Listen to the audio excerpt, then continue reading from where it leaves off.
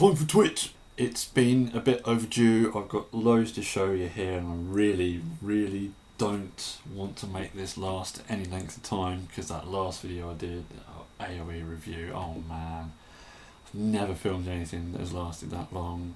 And yeah, I cut it in half. It's still like an hour and like 20 minutes of watching in it, and I really don't blame you if you didn't bother with it. I really could have done more editing on that, taken out so many more ums and ahs, and I just got to the point where I couldn't be bothered. And there it is. It's taken me a good 3 days to upload it, so now it's time for a bit of a palate cleanser with some good old-fashioned waving some robots in your face. Everything I've had for July, let's go. I got the one-step drift. I don't need to show it to you because I did that video where it's just 6 minutes of me doing this, and that's literally all there is to this. It's a chubby Bugatti. It's got some good paint. Flick it round like a butterfly knife, and it's drift. Really nothing to say. He's quite chunky. His arms move okay. He's got some really nice detail, but there's a problem with, I don't know if it's just mine, I'm assuming it's everyone's, because it's a design thing as far as I can tell, is that his chest wants to be up here at this angle like that, and it doesn't sit straight, and that's really annoying because it's like, if you look at him straight on, you only sort of get his eyes poking out over the top of this lip of his chest, and it's like he's sort of doing that. It's like he's hiding under his shirt. It doesn't look right, and I even took this apart. I took him apart completely to try and find out what mechanism it was that was making this bit move, and it really just comes down to the spring in here wants this to fold back up that way, and what's stopping it are two little plastic nubs at the sides here that hit against his shoulders, and they're not long enough, so it means that it does that. That's it.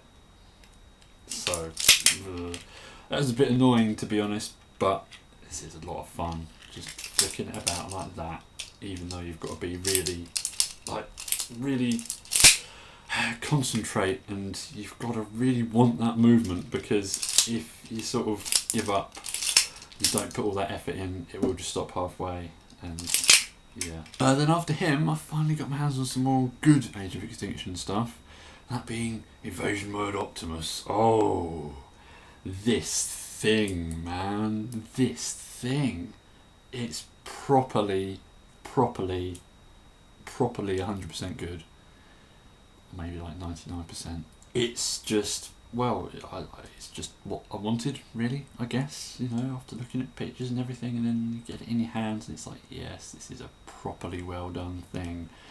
I mean, first off, it's a perfect rendition of the movie Optimus, you know, for the first 3 movies at least, and I love that design, and this captures all those details perfectly. He's finally got the giant knee pads and properly done feet. Oh, the detail, the stuff in his chest, around his hips, the insides of his legs. Oh, it's so good. So near to being flawless. The only real flaws I can really point out, or maybe they're just gripes I have with it, is his arms are a bit weedy. The shoulders, I mean, they're ratcheted. There's a little bit of click in there, you might be able to hear, but they're just a bit weedy. They should be a bit bigger, and the whole thing with his arms, where if you straighten them out, you're then exposing like the top of the truck, and that looks a bit weird. You have to keep them bent all the time, and the fact that there's not a lot of really movie accurate detail on his forearms. It's like the only place where they haven't gone to town with it, and it's just like, you know, bits of the top of the truck on his arms, but that's it. There's no kibble anywhere.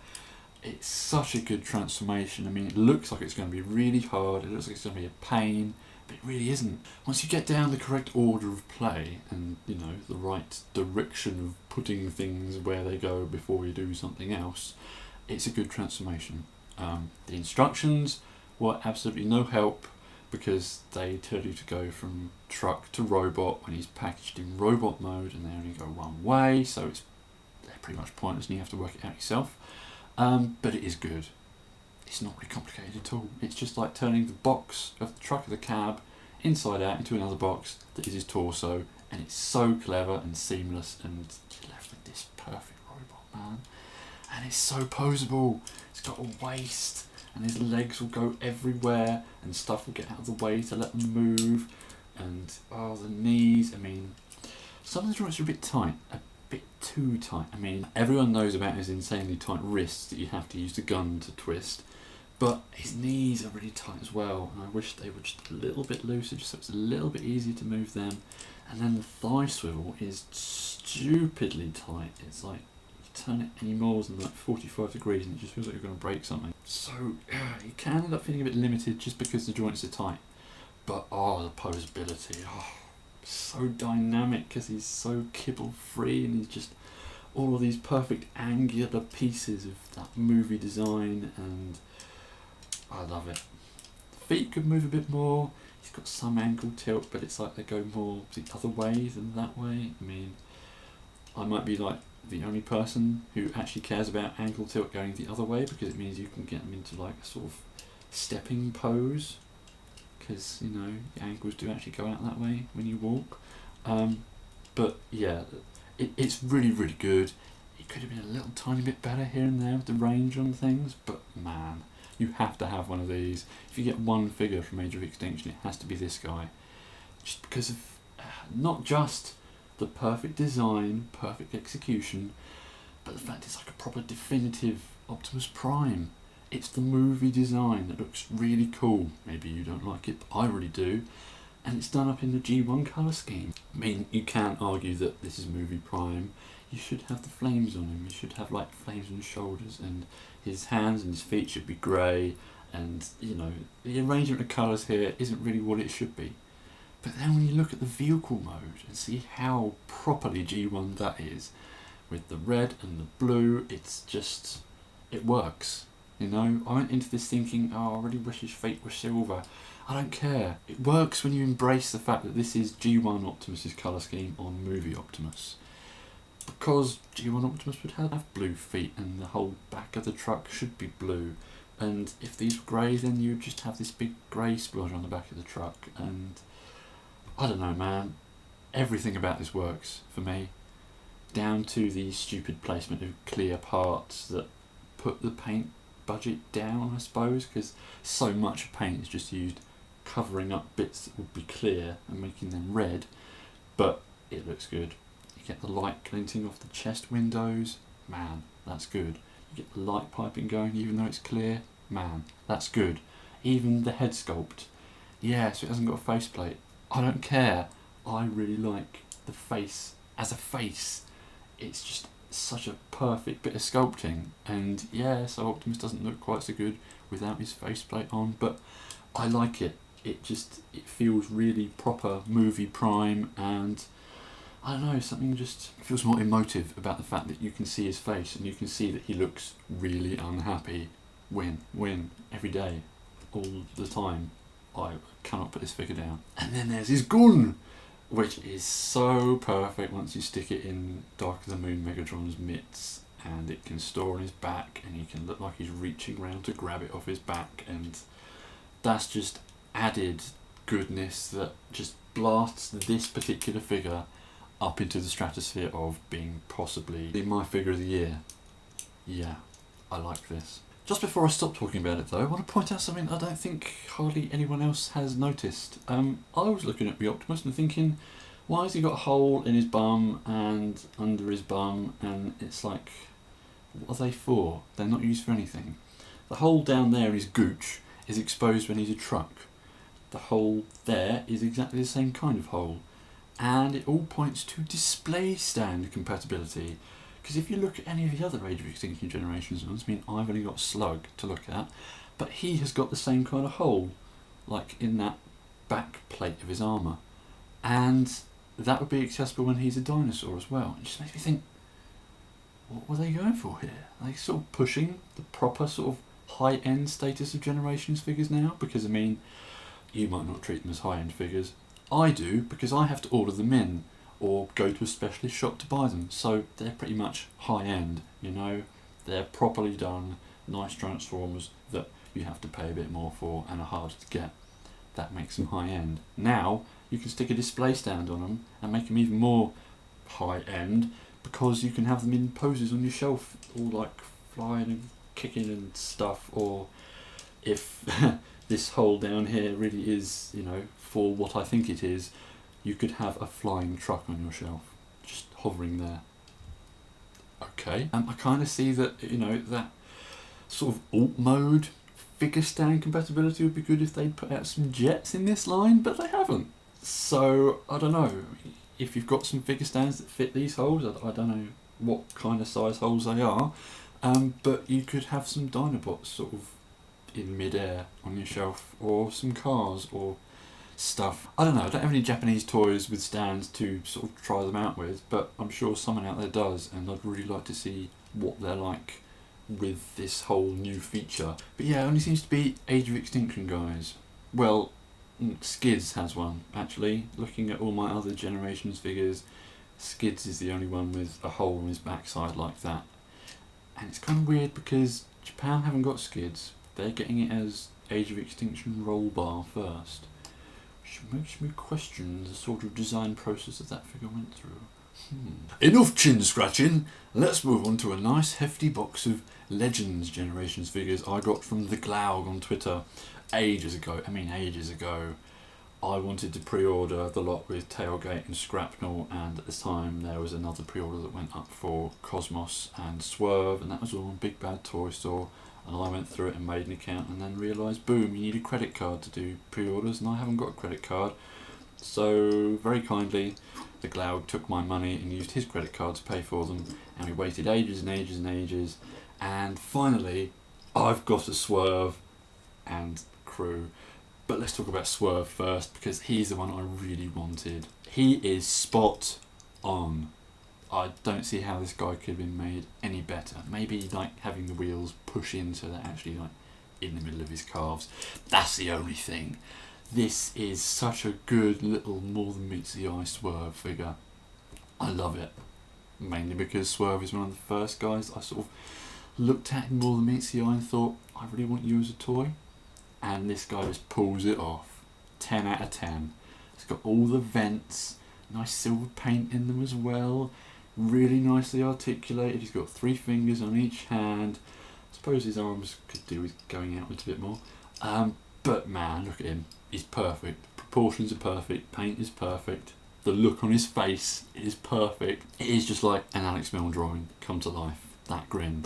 It's 100% out of more than meets the eye. Like, I love this guy, and its alt mode is so nice, and just a nice little ruggedy GP bound along thing with nice high wheels, and you can move the bit up there out the way so you can move his head up and down and get him to look up at things in amazement. And I could say so much, but I just need to boil it down to go buy Swerve if you haven't got Swerve, because everyone needs a Swerve and he's the best. Quest for Swerve. Have a Swerve quest. Do it. Quest. Of course he comes as a little Micromaster bloke as well. He's called Flanker, according to TF Wiki. Some of the superficial details on him mean he's meant to be Sky High, but then it's like, why didn't you paint this guy to look like Sky High, and why is he not called something like Sky Eye if you couldn't get the rights to the name Sky High? So I'm sitting here thinking, you know, everyone's saying, oh, it's supposed to be Sky High, and it's like, I don't see that. I just can't see that. Sure, it's sculpted to sort of look like him, but then why didn't they paint it like him? Why didn't they call him that? It's just, no, it doesn't work for me. The homage is convoluted and dubious at best, so to me he's just a new guy called Flanker, who's, you know, pretty nicely done. I mean, the sculpts and all these little tiny guys sort of gets around the fact that you can only move their arms because they just look so nice just stood there. Just a really nice little sculpt. Goes into a nice little jet that for some reason hasn't got a cockpit, and then turns into a gun, but I have seen that the paint on his face is already starting to get scraped from turning him into a gun, so I try not to do that, and Swerve doesn't really need a gun anyway, does he? Whatever, yeah, Flanker, he's okay. These little Micromaster guys, 3 out of the 4 I've got to show you, I don't know what to think about them. I mean, I kind of like them, yeah, but it's like, if they're trying to be homages, if they're trying to reference older Micromasters, Why do they do it in such a subtle way? I don't know. Anyway, on to the next one. I've got Tailgate. Another More Than Meets the Eye guy who I just really wanted, and well, to be honest, I didn't really sort of want a toy of Tailgate particularly badly, but you know, they made him, so I had to get him for my More Than Meets the Eye shelf and collection and whatever, and eventually I would like a complete crew, but that's probably not going to happen, is it? But yeah, Tailgate. I've got to say, out of the four that I've got, he's my least favourite. I didn't want that to be the case, but it is the case. He's just tiny, and I know he's meant to be tiny, but he sort of feels small in a bad way. He's like a foot wide and an inch deep, and I don't know. He is okay. He's okay. He's very poseable, you know, his feet move and all of this, and his arms do get in the way of stuff, and it can be a little bit hard to make him look dynamic. But then it's Tailgate, so what sort of dynamic poses are you going to be really putting him in? He's the most non-threatening looking robot ever, and it just makes me think, why did Hasbro make him? You know, I mean, the weapon guy he comes with just turns into like one of those grabby things that old people have to pick things up, and it's not a weapon at all, and it's not threatening, and just getting mixed messages with this guy, because his alt mode is a really beefy, badass looking muscle car, and that is really nice. It's got all the flames on the front, and then you transform it and it just turns into the sort of cute little entirely naive looking robot who could do no one any harm ever. What's going on here? What sort of decisions were made when they were making this? And I've got to say, knowing that this is going to be repainted into Windcharger, that feels completely unnecessary, because that's going to make a pretty rubbish Windcharger, and especially when we've already got the Reveal the Shield one. What's going on there? But Tailgate, yeah, he's okay. I kind of like him. He's not that great. Why has he got blue legs? I mean, I can forgive that for adding a splash of colour to his robot mode, but why has he got exhaust pipes in his hips? And it just feels a bit weird, to be honest. The fact that this guy exists at all, maybe he was a bit rushed. I don't know what's going on with him, but he's okay, and certainly if you want more Than Meets the Eye peoples, you've got to get a Tailgate, because he's perfectly in scale with Cyclonus and everyone else, and just look at that, those two, the two little guys from More Than Meets the Eye. You stand them next to like Skids or whoever, and it's just perfect scale. But yeah, who is Tailgate's little grabby thing? He's Groundbuster. According to TF Wiki, he's supposed to be Neutro, some Micromaster I've never heard of, and apparently the only details that they share are fake body shape and fake wheels in the arms. Yeah, he turns to go into a kind of nice sort of mine plough vehicle, and he doesn't roll. The wheels are fake. If you were going to sort of put wheels in here, surely you could have done real ones and not just put fake ones in for the sake of some really, really subtle homage. Whatever. He makes a grabby thing. Sigh. On to something thoroughly better, I think. It's Shrapnel, or Scrapnel. At least they didn't call him Sharpshot or something. Okay, one letter difference I can live with, but everyone's still going to call this guy Shrapnel, so boom, there you go. His gun looks like his gun from G1, but it's actually Reflector. Oh my days. Let's just talk about Reflector first. He's a little robot that does look like that guy from the Reflector group. I can never remember their names. The whole concept of them being three robots that turn into one thing, and I never liked that. I like this. This guy's called Reflector. He's not three guys, he's one guy. You put his arms in, turn him around. He's a camera. He's got loads of detail as well, like the sort of turny round switches. I don't know what they're called. It's got a little view screen, buttons, shutter button, like a flash bulb, on and off bit. It's a perfect little camera. It's just a shame that you can't get any figure to hold him like a camera. The only peg on him is up the top here, and that's supposed to be like the viewfinder, and do that, and then like, what, you're holding a camera underslung? What's that about? So that's a bit of a shame, but still, it's a cool little camera, and you can give him to like Generation Thundercracker and recreate that only scene I can ever remember where Reflector does something where Thundercracker's looking through him, taking some pictures, going, let's see what we can see. But yeah, I like him. He's cool. He's nice. Decent little homage, and a very worthy one as well. But what about Scrapnel? He's pretty darn nice, yes, for a modern Insecticon at this scale, which I've got to say does feel a little bit small. I would have preferred deluxe Insecticons, but then the old ones were about this size, so I guess it fits. Yeah, I like him. Bring on Bombshell, bring on Kickback. I would like a trio of Insecticons like this, because he's just really nicely done. Really poseable, really nicely detailed as well. I mean, it's not a lot of detail. His chest is just a big yellow expanse of flatness, but what's there is good, and his bug mode looks good. Actually looks like a bug and not just some sort of block with some antlers sticking out of it. Yeah, fun. It does kind of feel weird though, the fact that I'm even holding this up to the camera. I still can't believe that I've got it. I still can't quite believe it actually exists, because so few people have been sort of speaking about this, you know? I've seen hardly anyone like taking pictures of this, showing off that they've got it, talking about how good it is.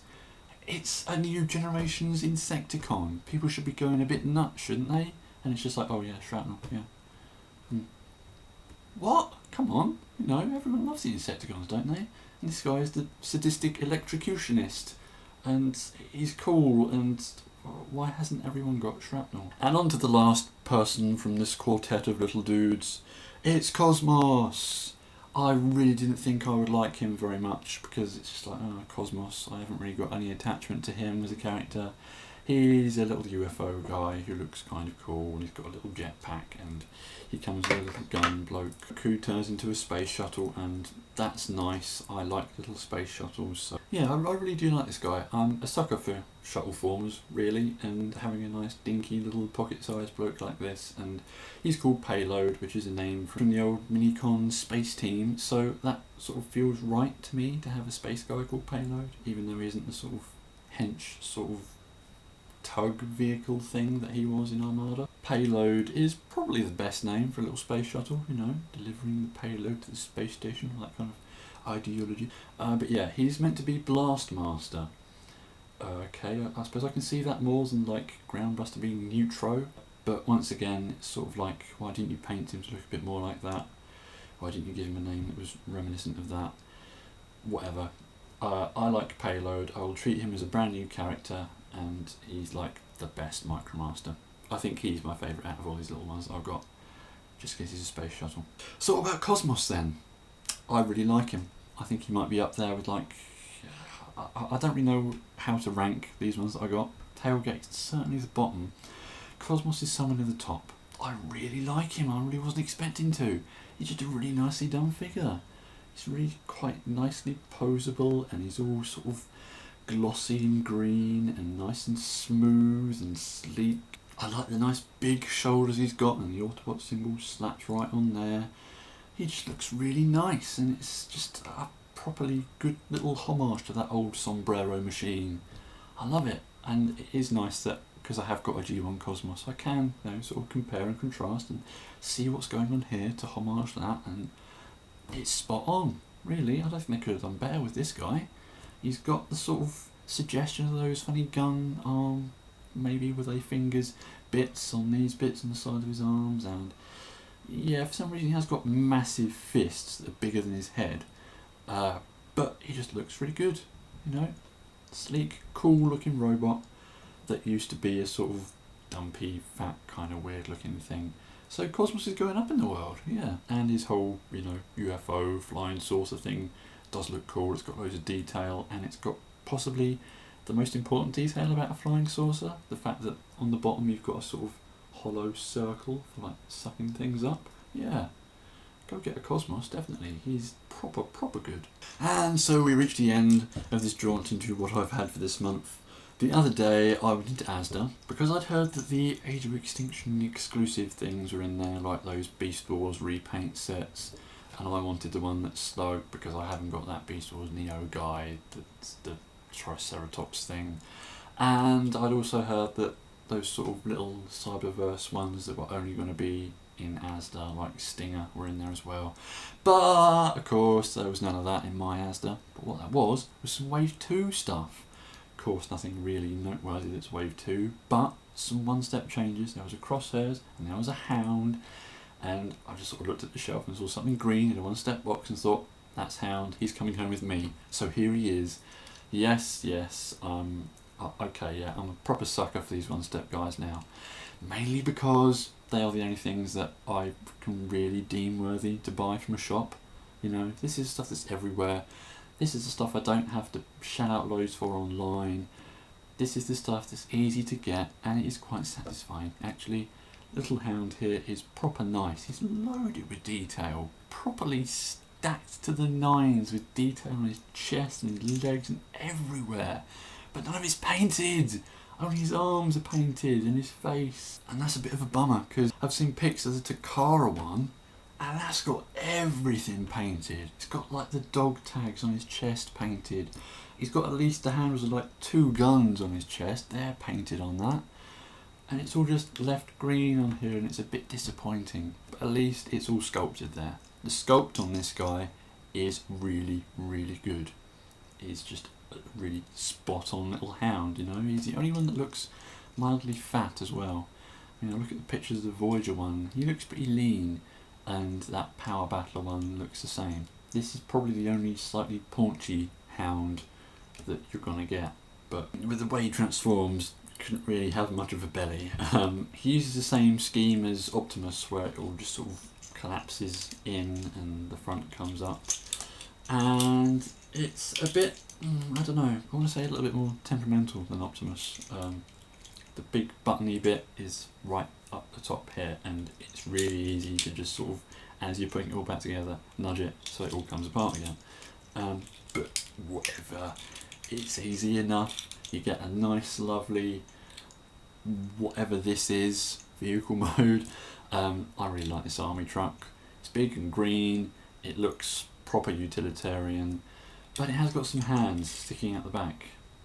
And I think actually, you know, really, this is my only flaw with this figure, is that if they'd made his arms shorter, because they are for some reason insanely long, then they could have hidden his hands behind this panel that makes the top of the truck, and then you wouldn't have hands poking out.